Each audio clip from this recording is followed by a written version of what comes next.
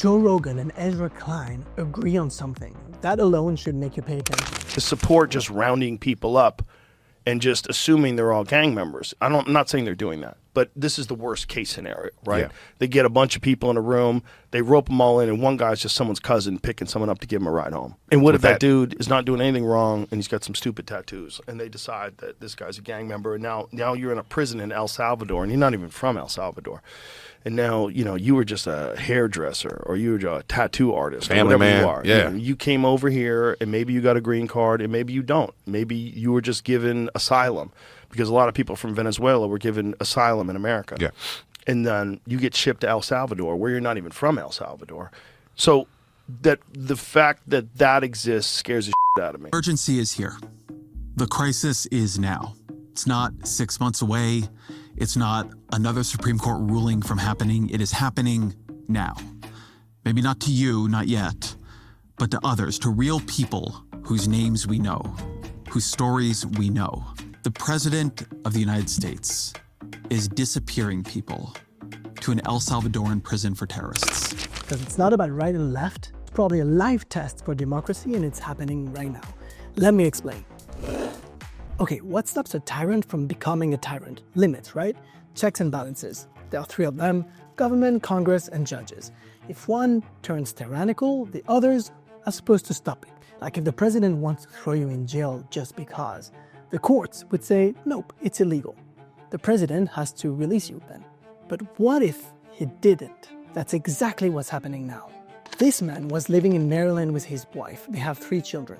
His name is Abrego Garcia. He was in the US legally. On March 12, Abrego Garcia was pulled over by ICE. He was put on a plane and sent by the Trump administration to a foreign prison, CICOD, in El Salvador.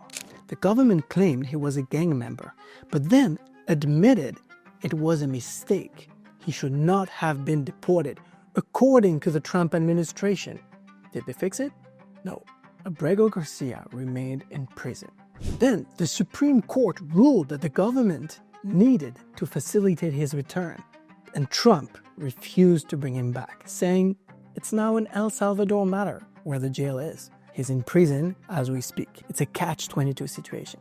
Trump added that he was now looking at deporting US citizens too, there in El Salvador. Why does it matter so much? We are all Abrego Garcia. That's John Connelly, a professor at US Berkeley, who said that. If you take away due process, he says, there is nothing preventing the exact same treatment from being applied to you and me. Fundamentally, if the government can ignore a Supreme Court ruling, there's nothing stopping it from doing what it wants anymore. Checks and balances collapse. But there's an even more disturbing thing we need to be aware of. Let's look at the word the government used: administrative error. According to political scientists, there's an understated tool of potential authoritarian leaders we need to be aware of. I'm not saying that's what Trump is.